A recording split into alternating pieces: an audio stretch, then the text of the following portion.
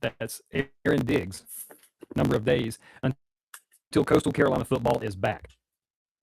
27 days until the pads are popping. The teal is flying, and the Chanticleers head north to Morgantown to open the 2026 season against the West Virginia Mountaineers. And tonight we're one step closer. Welcome back to the Strut. I'm Chili. And alongside me tonight, the man who knows a thing or two about what it means to strap on the pads and represent CCU. Y'all know TD. This is where Coastal fans come to talk about Coastal sports. The wins, the losses, the expectations, the questions, the arguments, the predictions, and occasionally the takes that probably should have stayed in the group chat. Football is getting closer. The countdown is officially on. 27 days, TD, and tonight we're talking Coastal Carolina. Now, before we get rolling, let's make one thing crystal clear. The opinions expressed on the Strut are solely those of the host. They do not reflect the views, opinions, positions, or policies of CCU, its administration, athletic department, coaches, athletes, or anyone else associated with CCU. This is our show, our opinions, our conversations. So buckle up, Teal Nation. The season is getting closer. The countdown has begun. And in case you weren't paying attention, TD, there are 27 days until kickoff, and this is the Strut. TD, I'm not going to be fancy this year. I'm not going to go literary and pick out, Elizabethan or Victorian themes and write fancy poetry. I think this is our new direction as it comes to introductions for the show. Tell me what you're feeling about that. Hey man, whatever the fans want, brother. Whatever the fans want. That's where I'm at. I know that we are. Man, I'm excited. I saw rode by, and I didn't see practice or anything, but I saw that they were kind of transitioning. I know that they've been in and out of the indoor facility. I know that they cranked up last week, and man, just real excited to get over there this week. I was out of town Thursday, Friday, Saturday, and we got back today. Real excited this week to get over there and see some of the practices. And in case you didn't pick up on it, TD, already in the chat, someone named Wendy Danley said, "Hello, Travis." How about that? Thanks, Mom. Is that anybody you happen to know? Yeah. So on the show tonight, we're going to go through 3 different sections and kind of just talk about what we're seeing, what we're coming up with on the season. We'll spend our first section of the show, I should say, doing bold predictions, talking about win totals, potential breakout players, and our conference predictions. Our second block of the show, we're going to talk about circle games on the schedule. So you might want to get your schedule out. We'll be reading the group chat, as y'all already have seen. We're going to talk about games that we consider that could be those must wins on the season, a game we might be able to steal, and maybe a game that might scare us for whatever reason. And then finally, we're going to wrap it up, TD, with a talk about the West Virginia game itself. As we transition into more West Virginia content in the next couple of weeks, we're going to talk about what is the expected outcome by us and whoever's in the chat joining us, in addition to not only the expected outcome, TD, but will that expected outcome affect our season in a positive or negative light? To be determined right now, because right now we're still talking. And TD, I think it's cool that we're going to maybe end the show tonight with that one, because as you and I have been talking about, we're going to start bringing in some more West Virginia related content as it comes to guests coming on to the show, talking more specifics about Coastal football versus West Virginia football. So that, I feel like that might be a good segue into next Sunday's show as we begin to line those guests up, and we'll have a guest week in and week out for the rest of the season going forward. So TD, I'm excited to go ahead and start finishing the show to transition into shows to come about opponents that are coming up. Agree, man. Agree. Let's get into it, man. Let's discuss bold predictions that we have, man. All right. Now, so make sure we tell folks it's not bold predictions. It's bold with a D. Hopefully these bold predictions will turn into a bold prediction at the end of the year. I like how you explain it. That was very, very crystal clear in my opinion. So TD, I'll kick it off. As it relates to bold predictions when it comes to the number of wins on the season, TD, I'm gonna be bold to kick the game off, and I'm gonna say Coastal might could go 8-4 on the season this year. I'm saying bold prediction of 8 wins. I'm gonna say we're going to have at least 7. I think we're going to be bowl eligible, and I think we can get over the hump with right at 7. I don't know if we're going to go week by week and kind of go back and forth. We could do that in a little sure. Let me pull the schedule up real quick. So I've got it right here in front of me. Yeah, that first game at Morgantown is going to be tough. Yeah, I agree on that one.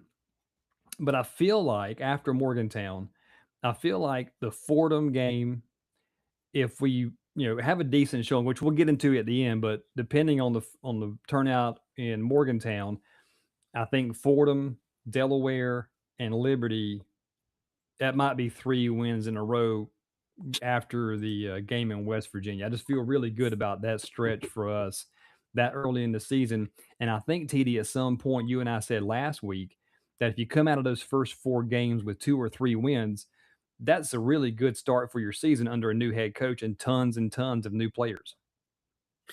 I agree. Look, I think if you can get out of September with a 2-2 minimum record, so it's most likely a tough but hopefully close loss or maybe a win.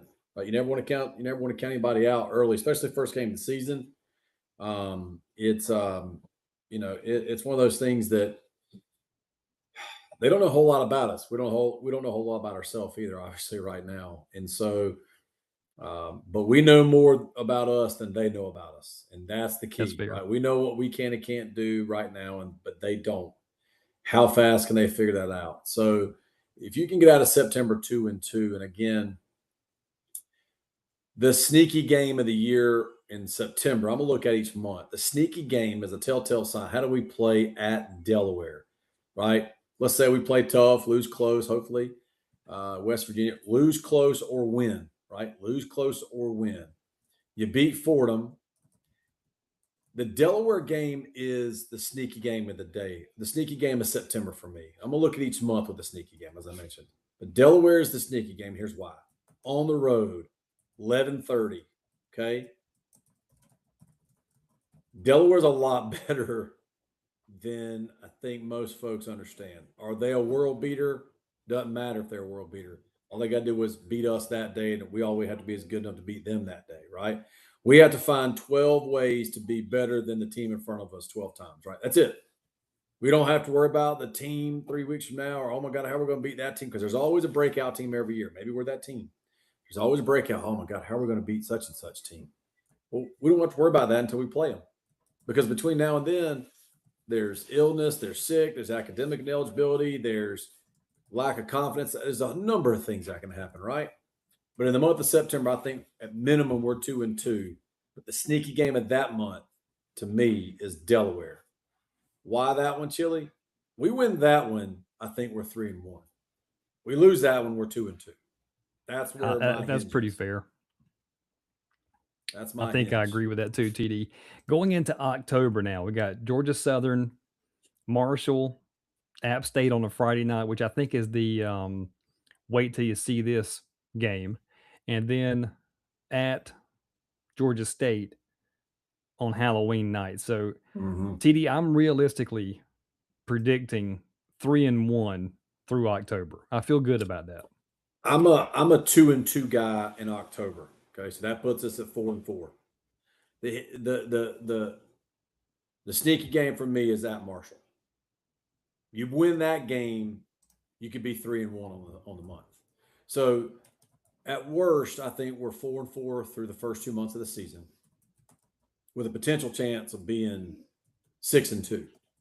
And the hinge games are Delaware and Marshall. Both are on the road. Both are in environments that can be sneaky challenging, right? We got Georgia Southern at home. You got App at home. And Georgia State, look, don't take it for granted, but ain't nobody going to show up for that game. They could be 6-0 by that time. Ain't nobody showing up for that game. And if they all did show up, there's about 62 people on their sideline that'll show up, right? And so 2-2 minimum, but the sneaky game of that month is Marshall. Delaware and Marshall are the pivot games. Are we going to be 4-4, or are we going to be 6-2 coming out of October? So yes, that's me saying that we're going to beat Georgia Southern and App State at home. November is difficult because the first Saturday in November we're at home against ODU. Then we're at home against Ark State. That's our last 2 home games. And then we travel to Cajun Field, home of the Raggin' Cajuns. And then the Littlest President the next weekend on November 28th. That's the last game of the season. TD, this is where I see a little bit of not a little bit.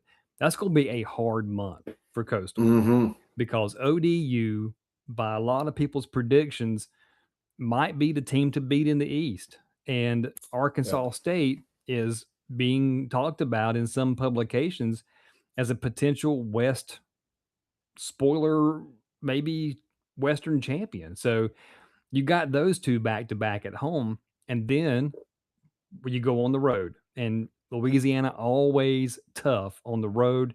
James Madison, they're our bugaboos. So I'm seeing realistically 1-3 is doable. I think 2-2 is kind of a, what's the word I'm looking for? Maybe a moral victory. So that's where I'm at as far as that part of the schedule goes. 1-3 is believable. 2-2 doable. Anything higher than that is just gravy at that point of the year. You're gonna laugh when I say this. So I think at minimum we're 2-2. I think we can beat Louisiana at Louisiana. The pivot game, sneaky game there is Old Dominion. It's not a sneaky game, but it's the pivot game. Can we beat Old Dominion? Right? Can you beat Old Dominion after going on the road at Georgia State? Now, here's the thing. After App State, you get a bye week. And in that bye week, you're preparing for Georgia State. You're also recovering. But you're putting some things in for Old Dominion at home. Like, don't let that get twisted. Don't let that get forgotten in all this. You're going to be putting some things in for Old Dominion / Ark State. Like, maybe some plays that wrinkle in. But they're going to be preparing for Georgia State, but they're going to have some little wrinkles for Old Dominion, especially if Old Dominion trends the way we think they're going to trend, right? And they're the leader in the East come that first game in November, Chili. There's going to be some things that Coach Beard's staff's going to put in. You always do that. Just like in camp, you put things in for game 1, but you also are kind of putting a few plays or packages in that you can utilize maybe for a couple different teams, right?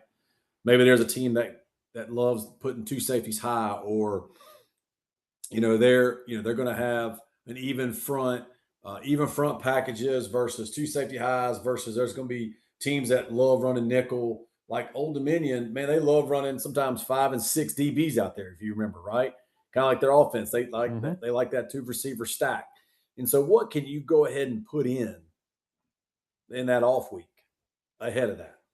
And so I think we're 2-2 at a minimum. So that makes us 6-6 on the year. With TD, you said 7-5 or better. Each month has what I consider, again, that hinge pivot game, right? That sneaky game. To me, it's Old Dominion. They're not going to sneak up on us, but it's a pivot game. You win that game, now beating Ark State at home. Now you're 2-0 on the year. I think that gives us the confidence to go to Louisiana. Okay, this is not the same James Madison club as it was. Billy Napier's taken over. It's different. Billy Napier wanted the Coastal job. Like, let's be honest. That's just me talking. That's just me reading what I read on fan boards and message boards and social media and things like that. Like, he wanted this job, right? I know Raggin' Cajun fans are, they don't really care about him anyways because he was at Florida, right? But it was one of those things where JMU and Coastal were the 2 jobs he wanted to get back into. Why? Because he knows the Sun Belt, and 2, he knows those universities have the resources to go out and win, right? So he wanted us or JMU, but we got our guy. We got our guy that fits us. Like, Billy Napier probably fits JMU more than he would fit us. Ryan Beard fits us perfect. His entire staff fits us perfect, right? So I'm not saying that just to say it, but He does. Now that he's here, he's on the ground. I've talked to other sports coaches that have talked to him, and his energy is infectious. I don't know if Billy Napier would have fit in with us. Just to be honest with you. So, TD, just a thought about that. I was reading somewhere getting these predictions put together for our show tonight, and someone was talking about Coach Beard in a context that I thought was really interesting that I hadn't thought about, which helped me get to my 8 wins thought for this part of the show. And it was the idea that he took a Missouri State team last year. They went 7-6 on the season, and he had about a fourth of the resources at Missouri State in their first year of FBS that year. mm-hmm. By comparison to what he has here at Coastal, it's night and day as far as how much he can work with, what he can do with the players. 100%.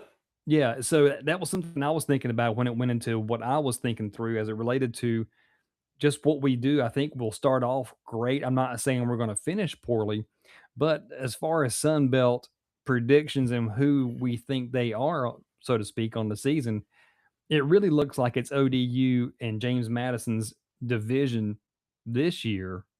Currently, I'm thinking, I mean, maybe we said this a while back on a few shows a couple of years ago. Like, if you're going to get us, I think you better get us this year, as it relates to win loss and who's going to do what in the East. That's just personal feeling on that. I don't disagree with that. Again, I think this is a very gettable JMU team this year. With TD, you haven't seen much. They lost a lot, and we've beaten Billy Napier before, right? This isn't something like we can't beat Louisiana because Billy Napier's there. Just because Billy Napier's at JMU, we beat Billy Napier before. The program takes on the head coach's persona. It takes on the head coach's energy. It takes on the head coach's offensive, defensive packages, right? We beat him before. Does it guarantee us a win? No, it doesn't guarantee us anything.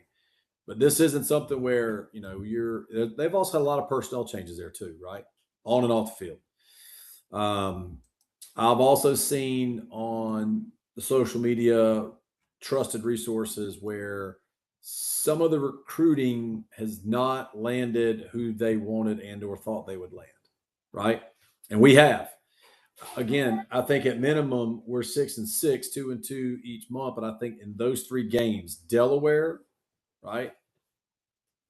Delaware, at Marshall, and home against ODU, does that pivot our season from what would be a 6-6 season? Everybody's like, we fired Tim Beck over a 6-6 season. No, we didn't fire Tim Beck over 6-6 season. We fired Tim Beck over back-to-back 6-7 seasons where the program looked nothing like itself. With Ryan Beard and his staff on campus, talking to them, seeing them, hearing from other people talking to them, it feels like Coastal football, and we haven't played game 1, right? Crazy as it sounds, we could go 6-6. It almost feels like we could have a 6-6 season, and that could be like a 5-7 season before we went. It almost feels like 2019. We haven't even played a game, and it feels like 2019 at a minimum, where there's some talent there. We just gotta have to figure it out, with Jamie's staff, with that team in 2019, right? And so I'll offer that to say this is 6-6 as a minimum, but 8 wins to get to where you are. Those 3 pivot games, sneaky or pivot games, you win 2 out of 3 of those, dude, and you're 8-4. To get your 8-4 to get to my 7-5, you got to win 2 out of 3 of those. And if you do that means you're 3-1, 3-1. Okay, that makes you 6-2, and you go 2-2 down the stretch. You're 8-4. There's your 8-4, right? Mm-hmm. And does that 8-4 put us in position to be competing for an East? I think 8 wins, and you're what? That puts us at 5-3 in the conference. And that will also depend, TD, on how people like JMU versus ODU play each other head to head. And, we all know from Sun Belt football history, ODU is that team prone to lose to somebody like a Monroe, but beat a James Madison. They're that kind of team. So it's really hard to pin that on what we're talking about. Our next topic. Go ahead. So you're telling me they're very prone to losing to one short president to lose to another short president. That is correct. You nailed it. Beautiful. So TD, do you have inkling right now? Do you have a feeling about maybe a player, maybe two, that could be a potential breakout player for the season? I was going through and just kind of thinking about some of the guys we've had come in, and just one A and maybe a number two, a small number two, close runner. I don't know how to word it, but I'm feeling like the Johnson kid who transferred wide receiver from Arkansas. He's a 5'10", 180 receiver. There's been a lot of rebuilding in a lot of places on offense.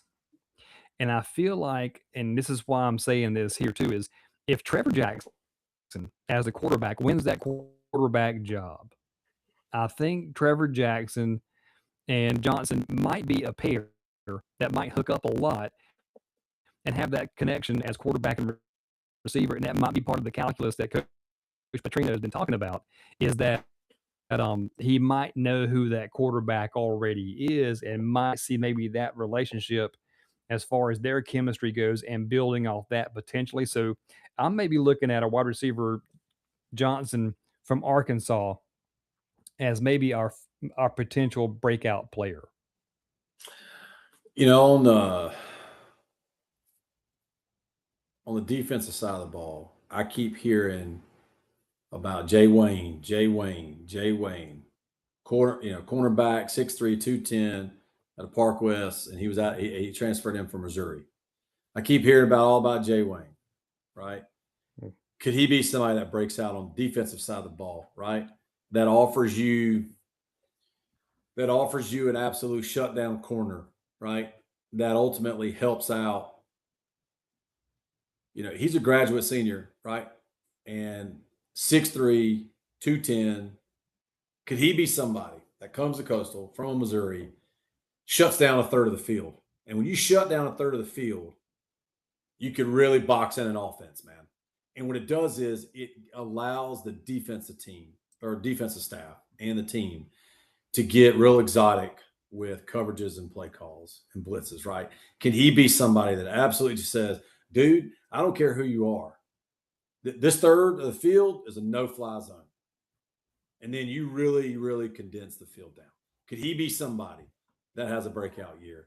From an offensive perspective, you know, you were talking about, the boys from Arkansas. You know, for me, it's I wonder do we have a breakout tight end this year, right? Do we have someone, not necessarily Isaiah Likely, but do we have someone that, as a tight end, just goes out and becomes like Jay Wayne on defense? You're not necessarily expecting a corner to be the breakout person. You think of breakout if somebody's been with the program, got years in the program, they finally have a breakout year. Well, that'd be great in theory, man. But we got 50 new guys, another 25 or 30 that came in from recruitment, like the old-fashioned way, junior college and high school. You know, is someone like Zach Courtney, who's had a solid career here, is he somebody that what we'd consider a breakout year? You know, is Jackson Cole, is who else was I thinking about? You know, is Jackson Cole somebody? Is Cyrus Ellison, right? He transferred in from South Carolina State. He's a tight end. Jackson Cole, who came in from Missouri State, he's a redshirt freshman. He's a kid. So think about this. Jackson Cole could be somebody that he comes in from Missouri State. He's a 6'6", redshirt freshman, 245-pound tight end, right? He was in their program last year. So he already knows the offense for the most part. They're probably going to change some things up a little bit here, right? But is Jackson Cole somebody that goes out and has a breakout year on the offense? Because everybody's thinking, they're thinking the quarterback room. They're thinking the running back room. They're thinking the receiver. I'm going to go where nobody's really looking. I'm going to go to Jay Wayne at corner and someone like a Jackson Cole or a Zach Courtney, right? I know that's 3 kids, Chili, but those 2 kids at tight end. You get a good tight end game going, man, it really opens up. So think about this. A corner that can shut down a third of the field and a tight end that can open half of the field up anytime he's lined up. It's like your number 2 hitter in the baseball lineup who can hit for average and also lay a bunt down. And he just lays a bunt down. That's not just sacrifice bunt. Someone that can lay a bunt down where even on a sacrifice bunt, it's still a bang bang or hit at first base. You know what I mean? That's a tight end. There's the analogy I think about is you get a kid who can block and open the running game up, or a kid that can go out and take on a strong safety outside linebacker and win that one-on-one matchup.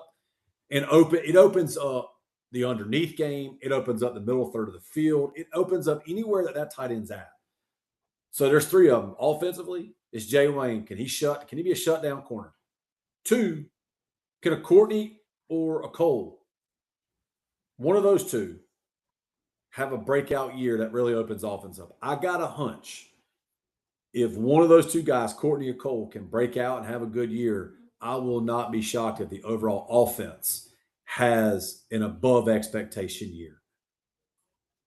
We haven't had a tight end impact our game since Isaiah Likely. And we really haven't, man. 4 or 5 years now without a tight end. What a tight end can do in the college game. One that can, let this sink in. Cole is 6'6", 245. Dude, that's how big Isaiah Likely was. Yes. Like, go back and watch film of Isaiah Likely when he first got to Coastal. He was not what he was those 2 years, his junior, senior year, right? He wasn't bad. He just wasn't like this dominant physical presence on the field that demanded every defensive coordinator's attention every time he got on the field. Like, where's 4 at, right? Where's 4 at? Is this kid, and by the way, you got to love the tight end numbers of Zach Courtney and Jackson Cole, 33 and 88. Those are good. I like 33. Those are great tight end. 33 like is a great tight end. I love that number. But is Zach Courtney going to be that kid, right? Remember, he transferred it from Colorado, so he got as far away from that Dion drama out there and that he could. Jackson Cole, a kid that's been in the program at Missouri State for a year, comes here. He's already redshirted 1 year. He's got 4 years to play, and 6'6", 245. Excited to see what he does. I think he's my offensive 1A breakout player of the year. Jay Wayne is my defensive breakout player of the year. I kind of mentioned 2 players too. I think it's okay. So Sun Belt prediction time. I've got us possibly being as high as second because of what we said a while ago when it comes to Old Dominion and their historical performance. But I'm also thinking possibly third if Old Dominion is who they say they are. JMU, who I don't think they're going to be as JMU as they have been in years past under Cignetti and the other guy, I forgot his name, went to UCLA. Oh, man. Chesney. Thank you. Bob Chesney. I don't think they're going to be the JMU of Cignetti and Chesney, but I do think they're still going to be strong in some important areas. And those important areas are fundamental areas they're going to need. So I think they're still going to be solid where we're still going to be finding ourselves. So I think third place is very realistic right now. I think there's upheaval at App State. I don't see Georgia Southern. From what remember our discussion we had. Look, he's on the hot seat, man. Belt guy. Yeah, he's I don't think they're going to be a threat this year. I'm not saying that because I think we're so much better, but just based on what I've read and who I've talked to, Georgia Southern is not high on Georgia Southern. And Georgia Southern's not. Yeah, nope. And Georgia State plays in the baseball stadium. So I don't see. I see two teams third right place there in the is very East, realistic. Right. Yep. So there's 2 teams right there out of the 14 we have, right? Yeah. There's 2 right there in the East. So now at least 5. Can you beat App State? It makes you a 4, right? Can you take down Marshall, which puts you to 3 or 4? And can you figure out a way to beat ODU or JMU, which puts you somewhere 2 or 3? I do think we have the ability, from what I can see, what I've read on paper. Again, clearly stating this is an on paper prediction. We should do this mid-season and say where can we actually finish up. But on We should paper, go back and revisit this talk. we should go back and revisit this. I do think we could finish in the top 6 of the conference overall. Top 6 of the conference. Where we land, I don't know. But right now, I think we have the ability, because we're going to have the sneak attack of people not knowing who we are and trying to figure us out. I think the culture that Coach Beard and them are installing, I think it's going to take a little time in September to get traction. But once it does, and if we can win one of those pivot games early, right? Like at Delaware, dude, there's nothing better than going on the road twice in the first 3 weeks to really galvanize a team. It really does. Everybody's like, oh, we're at home for the first couple of weeks. It's just so nice. Getting on the road for any athletic team is always good. It's always good. It forces you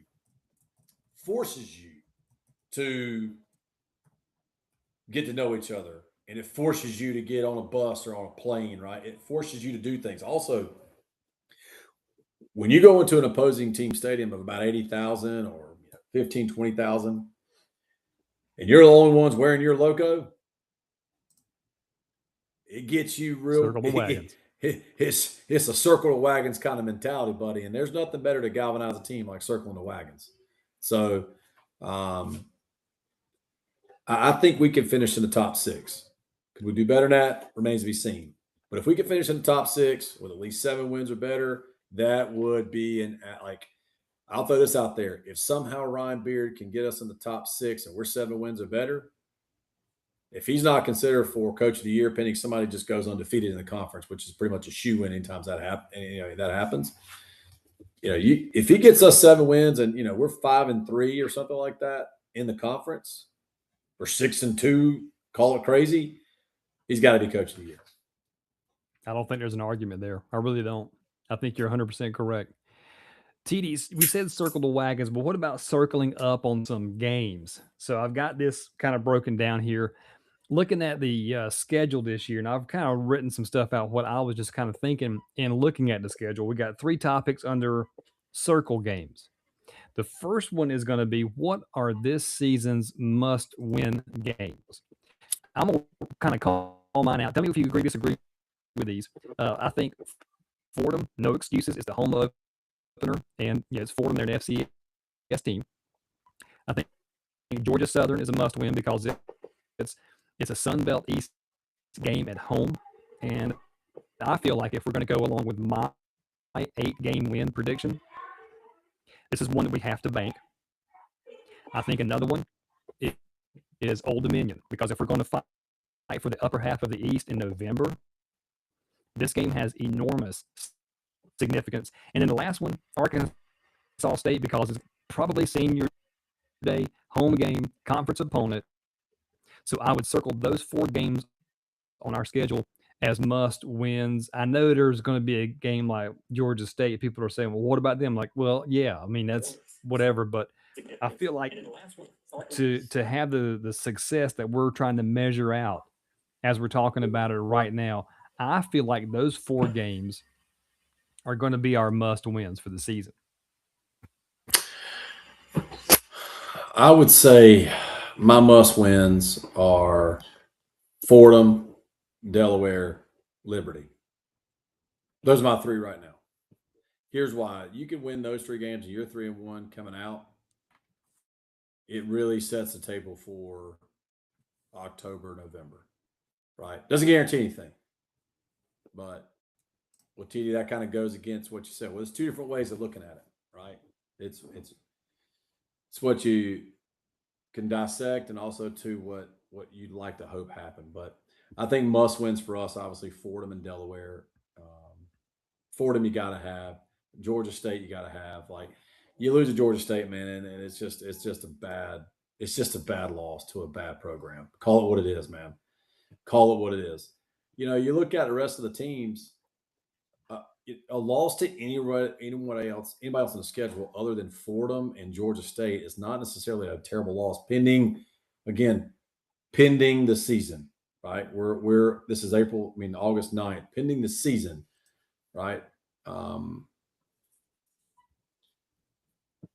You got to have Fordham. You got to have Georgia State. Those are 2 must wins. I honestly think you got to beat Delaware on the road. If you're 2-1 going into the Liberty game at home, There's a lot of momentum there. On September 24th, it's the reunion of the 2006 graduating class, which is my class that finished with 3 conference championships, an FCS berth, and really a thriller up at Boone our senior year that we fought our asses off. And that team ended up winning, 3 national championships. So kudos to App State. As much as we always want to kind of poo-poo on them a little bit, man. Back in the FCS days, they did win 3 straight and played for a couple more. And so if you can go 2-1 going into that Liberty game, it's going to be real fun to see how the team comes out. And also, too, Coach Beard, I've already picked up on the social media pieces that Coach Beard is involved in, and others. They put out a "This is Coastal Football" type of video. I think it was like about a 60-second video in the last few days, where you heard Coach Beard on it, you heard Coach Bennett on it. I think you heard Chadwell and Moglia. I could be wrong on that, but I know I heard Beard and Bennett, and I swear I thought I heard Chadwell or maybe Mowgli in it. Go back and look at it. So they're understanding what it is to integrate the past into the present day, right? They understand what that game is. We're playing Liberty. Coach Chadwell's coming back. Duly noted for the record, I think Coach Chadwell will have more applause in that game than Schnall will when he comes back the last Wednesday of baseball season.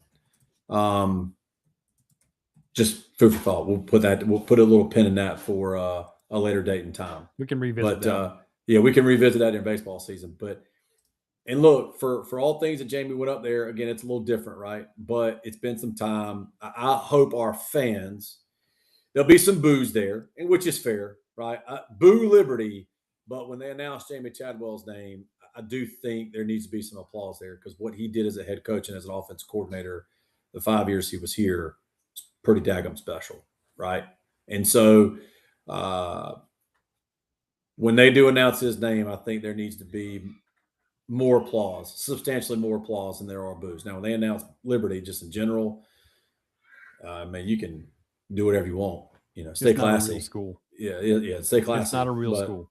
Yeah, it's an online school. But that night's gonna be pretty special. So, but then, Chill, to your point, then that game's on the 24th of September, right? You get almost 10 days, right? There's 30 days in September, so you get 6 plus another. You get 9 days to recover and prepare for the Georgia Southern game, right? And so that's pretty big too. That's pretty big. So you get to go in a conference, and if you could somehow finish 2-2, but 3-1 coming out of September, your question was, what are the must-win games, man? Yeah. Hell, they're all must-win games. But to your point, Fordham, Liberty, Georgia State, you don't get those, man. And App, we got to beat App, man. But I'm gonna take this point now for everybody listening. I know I'm starting to see some other followers on YouTube. We got to take the same energy about beating JMU as we've taken over the last 8 years about beating App, man. We have got to do that. We have got to put the focal point on beating freaking JMU as we have on App. Because when this school does that, when this fan base does that, you can see what happens. We consistently beat Georgia Southern, who, when I played, they were a powerhouse. But consistently beating Georgia Southern, consistently beating Marshall, beating App, beating them 3 out of 4 times, right? You're going to drop one. It happens. But if you can beat them 3 out of 4 times, that's pretty good. We need to do that with JMU to where we're at least getting we beat them at home, they beat us there kind of thing, right? That's where it starts. That's how it started with App. We lost there, then we beat them here. Then we lost there on a field goal, and then we beat them 3 straight. And so that's some of that needs to happen. We've got that. If you look at the schedule, let me take a moment. If you look at who we're playing, outside of West Virginia, Fordham, Delaware, Liberty, let's start there. We owe them one. We're down 1 in that series, right? We lost to Cure Bowl. We haven't played them since. We're down 1 in that series. I think we're ahead of the series. Georgia Southern obviously need to win that game. Marshall, I think we're ahead in that series. App, I think we've turned the table we're ahead of them on the FBS series. Now the FCS plus That's FBS, correct. I think it's even, but we're ahead of them on the FBS series. Georgia State, I think we're now even or ahead of them by 1.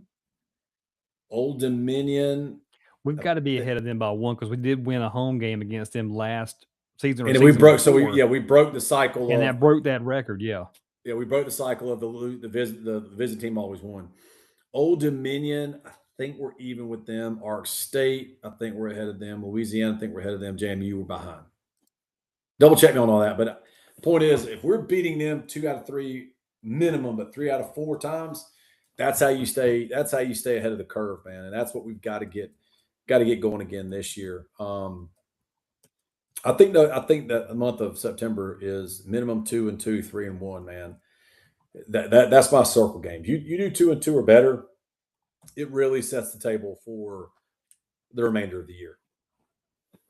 I was thinking though, TD, that's a good thing to bring up as we go into the next one. Would be a game we could steal. And I just had a thought while we were going through the must wins, and I was noticing we didn't even touch App State until we got to the very end of the games that we have as must wins. So I think that's an interesting thing that how the is shifted over the years for Mm-hmm. Coastal because of our recent record against App State and how things are turning for us against Georgia Southern in that series as well.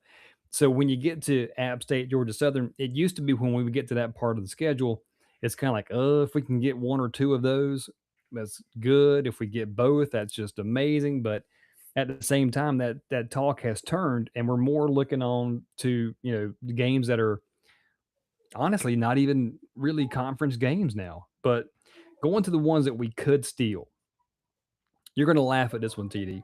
I got one game on the schedule that I think would be classified as a steal, but let me justify it too. I'm going to Okay. say Liberty. Here's why I say Liberty. There is no doubt in my mind, if you're an honest Coastal football fan, you know Jamie Chadwell can flat out coach a football team. He's smart, very strategic in what he does. His teams are prepared, and there's always some kind of a surprise.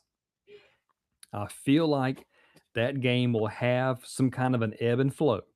And if we pull that victory out against Liberty, it's going to come at the cost of Liberty making a mistake on field position, a costly fumble, not an interception, a fumble that's going to bounce our way where we win that game by 5 points or less, thus counting it as a steal because you know how Liberty Coastal games go before Chadwell was in the mix on either side of the ball.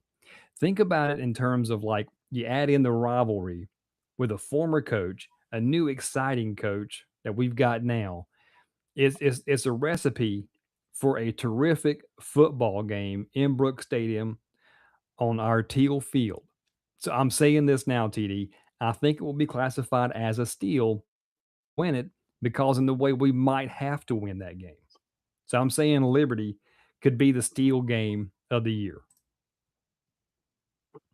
I think the steal game for us.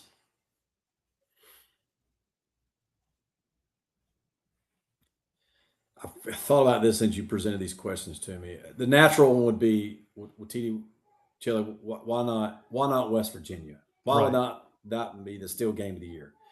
That would be the obvious steal game of the year. I think the steal game for us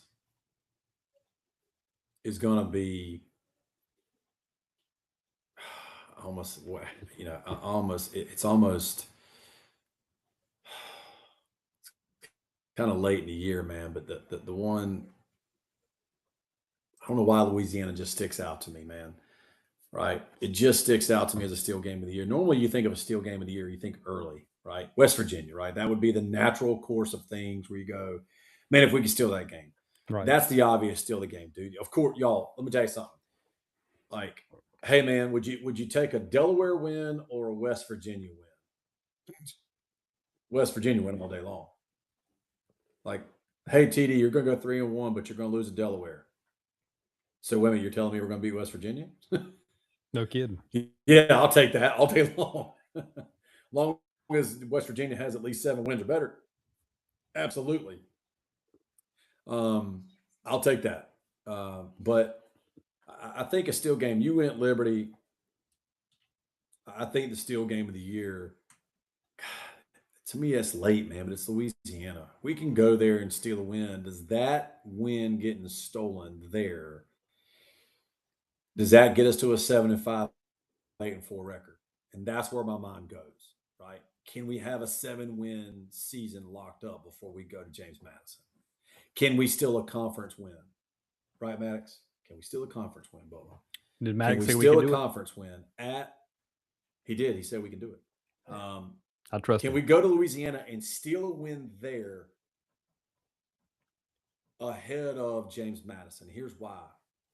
Are we going to be looking ahead of James Madison? Are we going to be out of the race or in the race? I don't know. But Louisiana's my steal game. Can we go there and steal a conference win on the road where it potentially matters, maybe to get us to 6 wins, 7 wins, or maybe to your point, maybe 8 wins if some things fall into place?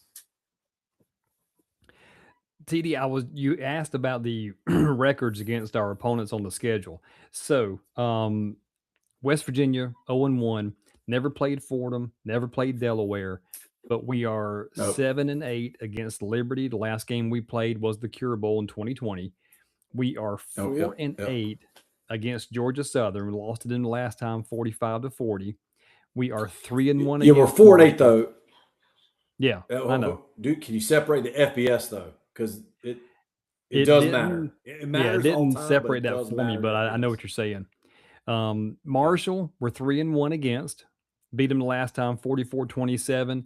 And that was the glow in the dark jerseys night.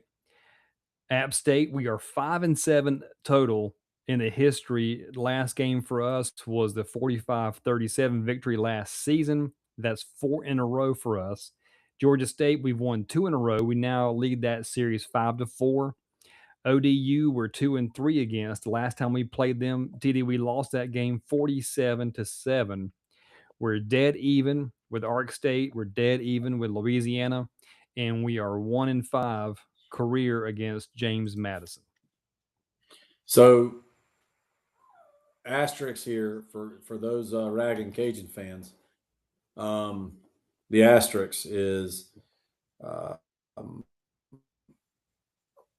we do have a win record versus Georgia Southern in FBS. We do have a win record now versus App State in FBS. We are tied with ODU because that one loss that puts them over the top was the Taylor Heineke absolute breakout game in the playoffs up there in the old Oyster Bowl back when we were FCS. Not discounting those losses, by the way. Overall, yes, we have a losing record against those, but we're inching closer. But since we became FBS, we do have equal. I think we're 2-2 versus Old Dominion. Is that right? 2-2. And I think go back and look. We do have winning Old records Dominion, versus we are 2-3. Georgia Southern and App. 2-3 overall. Yes. Overall, though. So one of those losses was in the FCS playoffs. So we're 2-2 in FBS versus them. We're 2-2. And then we are 5-3 versus App. I'm pulling it up now. App State, it didn't have it for F. Yeah, all I have here is just the overall. I asked ChatGPT to separate it for me, but it didn't separate it. So no, but I think we don't have time to go on and count it. 3 or 5-4. But we'll get back to that. But I know that we have a winning record versus App, a winning record versus Georgia Southern since we were in FBS. And we have an even record with Old Dominion. I think we have an even record versus Louisiana as well. Because remember, we beat Louisiana when we first came up in 2019? Didn't we? Yeah, I think we beat them or Monroe. But yeah, we beat them. And so, again, JMU is the only true FBS team that we have a losing record. And technically Liberty, because we're 0-1 versus Liberty, because that was our only FBS game. That was the year that we also hosted College Game Day and beat BYU, and they all had the sniffles. To your point, Marshall, we're 3-1 against them. That is right. We are 3-1 versus Marshall. Just throwing that out. Just throwing TD, it out there. a question in the chat from the good Deacon Scott Ross about we have a shot in Morgantown. I don't Yes. disagree with you, Deacon. But what about JMU as a steal game? JMU could also be a steal game. I really do. By the way, to all Coastal fans, when we win that game, it is not an upset. It's not, unless they are ranked undefeated, and we're not. That is not an upset, right? Let's enjoy that win. Let's party, but it is not an upset, and so just keeping that out there, man. Look, let's see here. Thanksgiving this year, by the way. Thanksgiving is on a what is Thanksgiving? It's on a Thursday. I know it's on Thursday. It's on the fourth Thursday, but Thanksgiving this year is on the 26th. So we play up there on the 28th. Yep. You know, for those that want to make a little trip to the mountains and see some foliage, why not, man? It's a lovely time of year. Why not? So, but see, here's what's funny about the good Deacon's question is because our next topic was going to be the game that scares us, and the JMU game, because of the time of year, we always end there. And if we are bowl eligible, it seems like when we've gone into our bowl season, when JMU has been the last game of the season, and let's just be frank about it, the JMU wins since they've been in the Sun Belt over us have been ridiculous, one-sided their way. So we've got a massive mountain to climb when it comes to that. And I agree 100% with what you said. We got to take the energy that we mustered up years ago to get ready for App State and begin that dominant run that we've had with them with the 4 straight wins and begin to kind of try and figure out. And maybe we have figured, we just hadn't physically put it together. I don't know, TD. And I don't know if anybody knows except for the guys who are wearing the helmets in those games. But I mean, I feel like if the massive mountain to me is none other is just JMU. That is the mountain we have to climb in our years that come up. I would offer you this too, and this is absolutely no excuse in any way. It's just fact. The years that we've had the best opportunity to beat JMU have been years that something's transpired, man. Yeah. Jamie Chadwell going to Liberty, or there was another year where we were trending well and it just we fell apart at the end. Tim Beck's first year, like we finished 8-5, but they couldn't put a package together to beat JMU, and that was Kirk Cianetti and Bob Chesney's 3 years. Right? Go look at those coaches doing now. In all fairness, but I have this weird sense that under it. Well, here's another one. Let me flip this back to Dr. Ross. I know it's Deacon Ross, but I know him as Dr. Ross. Does JMU become App State to us now that there's been a head coaching change of both? Do they become where we just take care of business, man? We get over the hump because things have changed and we have the better change than they do, right? And JMU, they got Bob Chesney a couple years ago. We got Tim Beck, and let's be honest, we know Bob Chesney had an opportunity to come here. We know the politics behind that. So, point is this the change? Did we get our guy and they didn't? Right? Because Ryan Beer was being sought after by a lot of universities, man, like us, and he landed here. Is this the change that happens? Right? Is this where we look up 3 years from now, and we're 2-1 versus App? We're 1 we're 2. I'm saying we're 2-1 versus App. We're 2-1 versus Georgia Southern, and we're 2-1 or 3-0 versus JMU. Right? We keep it going. You hate to give up. TD, would you give up an App State loss for a 3? Darn Skippy, I would give up an App State. I'd give up a 2-1 record to App over 3 years to be 2-1 versus JMU. Because if that happens, that means at the end of the year we're probably sitting on a minimum of 8 wins. Because if we're good enough to beat App and JMU, like if you're 2-1 versus Georgia Southern, 2-1 versus App, you're 2-1 versus JMU, you're probably sitting there with 8 wins after the JMU win. Fair? Like That that's makes a fair total sense to assessment. me. Like if you're in a 3-year Yeah. period, if you're 2-1 versus each of those schools, you're probably sitting there with 8 wins at the end of the year. Yeah. Yeah, no kidding. And I think the good deacon brings up a good question about that as a steel game, but I think that also has to speak to how we're doing at that point in the season because if we've got at that point 8 wins and JMU is not quite as good, if we go in there with the same number of wins as JMU or one more or one less than them, it wouldn't necessarily be a steal game because there might be a closer outcome than predicted as we sit right now. And we're using history as our guide on how things have gone. However, TD, I am optimistic about JMU because they're having some struggles finding a quarterback. New head coach, new expectations. And I know Billy Napier is good enough of a coach to put it together to get wins year in and year out. He's won some big games when he was at Louisiana, so I don't have any doubt JMU is still going to be a good football team. I just don't see them as the same level as when Signetti and Chesney were there. But we'll talk more about JMU as we record our show close to Thanksgiving. TD, final question of the show. Let's wrap it up with this one. Kind of a 1A, 1B, if you will. Will Coastal, no, man, I totally messed that up. What is the expected outcome against West Virginia? And will that expected outcome affect the rest of the season in a positive or negative way? In other words, if we have a close outcome, are we going to carry the momentum that we had in Morgantown and roll the rest of the season? Will we go in, not look so hot like what happened against Virginia last year, and just kind of classically underachieve, which I think that was part of last year. But I don't think Virginia set the table for the rest of the season. I think we had a lot of, instead of setting a table, I think we had a lot of to-go trays last year. Instead of setting a table and sitting down and eating, I think we had we'd go get a tray, go, and this was good, a la carte, whatever. So that's just kind of what I'm thinking.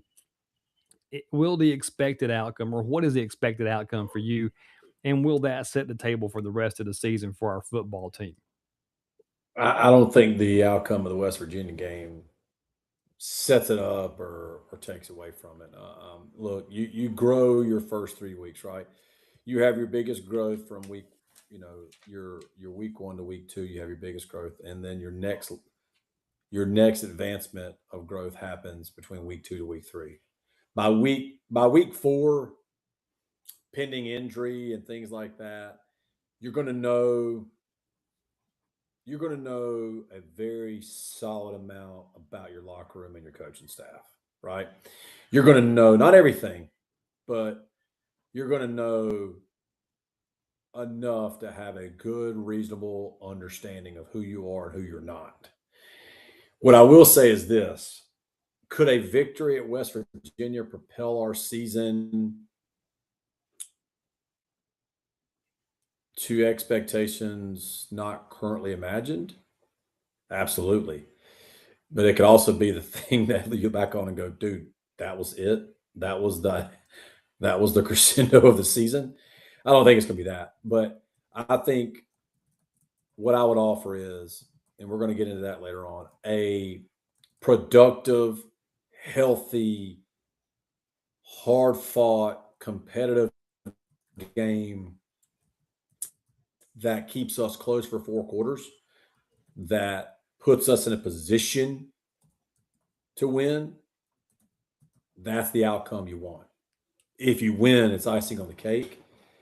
Hard fought, well prepared, productive, healthy out of week 1 with the opportunity to really go and polish up and refine into week 2. Because again, you go get your ass kicked versus Virginia last year. You turn around and you look awful versus Charleston Southern. I mean, bad. That was To the bad. point where there were fans in the stands starting to go, oh my God, are we about to get beat by Charleston Southern? That win felt like a loss. Yeah, exactly. So that was last season. But to your point, hard fought, competitive, quality outcomes, healthy, losing no high impact players, whoever they may be. Hopefully, no man gets hurt to where he can't play, obviously, the next week. But no season ending injuries, no long term injuries, nothing where somebody has to miss like 6 weeks, right? Because if you're going to miss a game, miss the Fordham game, right? Let's be honest.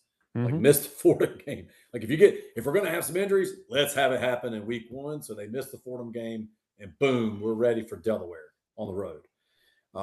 That's what I hope happens. I'm not a firm believer in one win over another can dictate a season to begin the season. I think that's a bit. You almost put too much. You put too much weight on one victory. Now, could a win during the season absolutely change the trajectory of a season? Yeah, we saw that last year, man. We also saw that last year where you change quarterbacks and you change a little bit of offensive philosophy. Boom! All of a sudden, it goes from you don't really have any stability at offense to you have instability and productivity, and other guys start playing to their potential. Yeah, absolutely can happen. But week 1, my biggest thing is, can we go out and surprise them?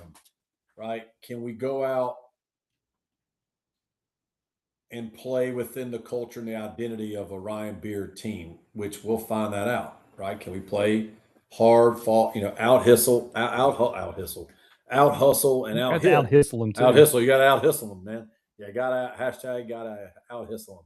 That's going on the social media. That's going. I had a hunch that was going to be. You got to out hustle them. I'm not going to miss out on that one. Yeah, don't miss out on that. Out hustle them. But if you out hustle, out hit, man, that's all you can do, right? And look, we've shown. Look, give Tim Beck some credit, man. Where credit should be given when he was here. He did go 3-0 versus App State, man. We've said that 1,000 times. He did beat App State twice. But, I was watching the YouTube. It helps put Paxton to sleep if we watch like sports stuff. Like we'll watch the College World Series or a regional or a football game or something like that. And, dude, the clip came up of when we went out to UCLA 3 years ago with Grayson McCall. Like, that was a 13-point game where we missed a field goal. Like, let that sink in. We missed a field goal. Now, TDU still lost. We still played a really quality 6-6 UCLA team. I'm not trying to church them up or nothing, but they had a lot of talent that flat out just did not play well for Chip Kelly that year. They just did not play well. They did not perform to the ability that they have at UCLA. And point of that is we go to the Rose Bowl to kick off the season, and dude, with like less than I think 6 or 7 minutes to go in the game, it was like 13 points or less. It's like 11-point game or something like that. And that's a turnover for them. A turnover and that's a field goal. Literally in that game, a turnover and a field goal. We missed a field goal and gave a turnover. Like those two things either or happen, and it changes the entire dynamic of that game to where who knows what can happen. But that's my point. Like, we still came back and we fought hard. We played well. We represented the brand. TD, it's a moral victory. You also have to understand what you're up against. And again, that was Tim Beck's first year of the program, if I remember correctly. It is, yes. Yeah. So TD, I think I'm with you. I feel like if we can come out of that game competitive for at least 3 of the 4 quarters, no injuries, that's your momentum going forward. Going into the Fordham game in the home opener. That's where my mind goes when it comes to that. And I don't want to be some kind of a glib kind of reaction to these kind of games, but as Coastal people, we've been in enough situations where we haven't really been close on teams from big conferences, except for Kansas, but when they're in the Big 12.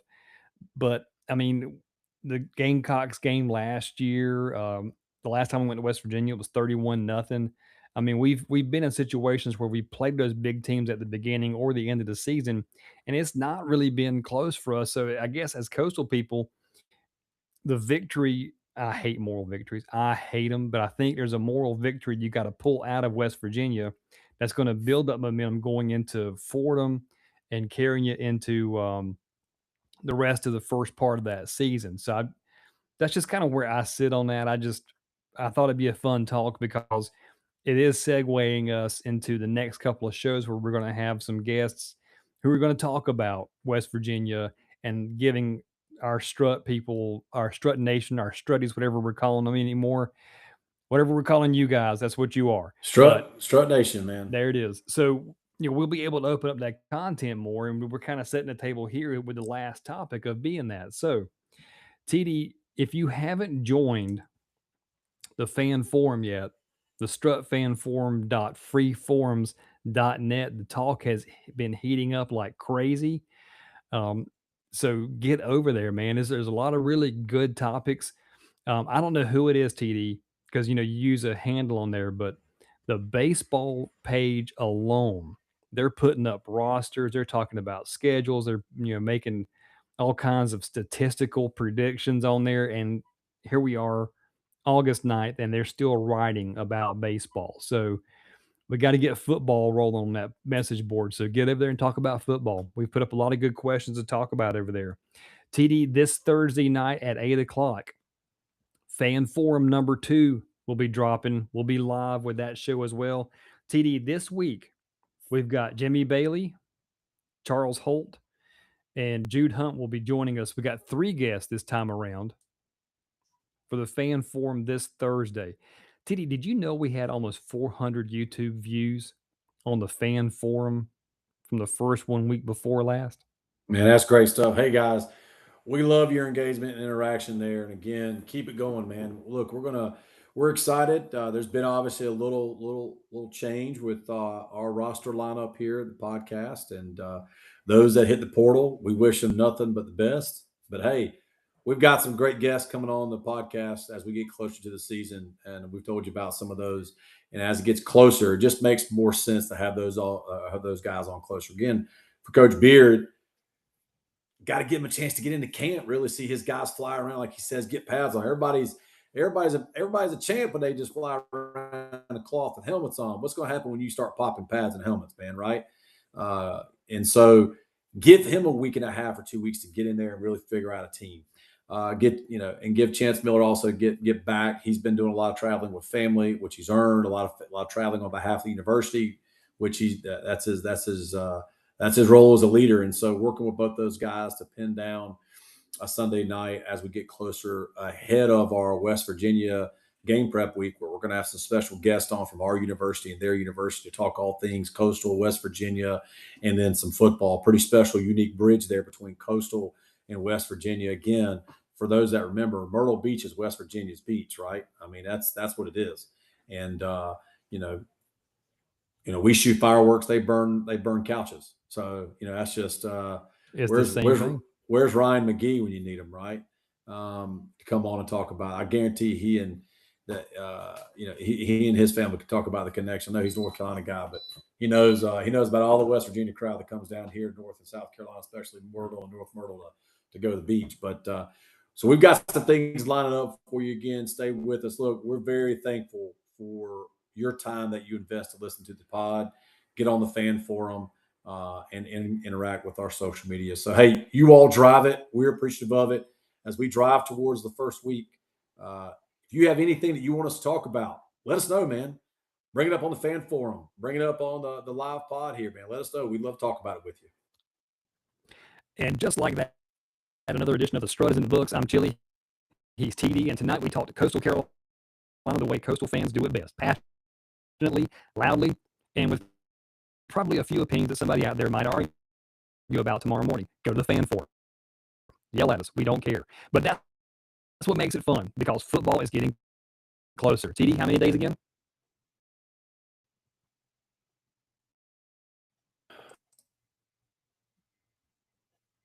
You're muted.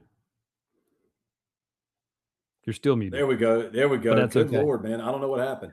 I think we're down till, we play September 5th, which is Maddox's birthday. We almost thought about going to that game.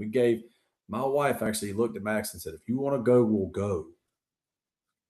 And Maddox said, Dad, I'd like to watch it from home because I want to have a football, baseball party for my 12th birthday at the house. So we said, all right, brother. That's fair. But the game's on at noon, so just heads up. We either got to have an early party that gets over by noon or a late party that starts after the game. Can't be doing a party during the game. So the devil's in the details on that one, TD. Yeah, the devil. So we've got, let's see here. Got what, 20 27 days and counting. 27 days. Soon the Coastal offseason, math, man. you're doing great.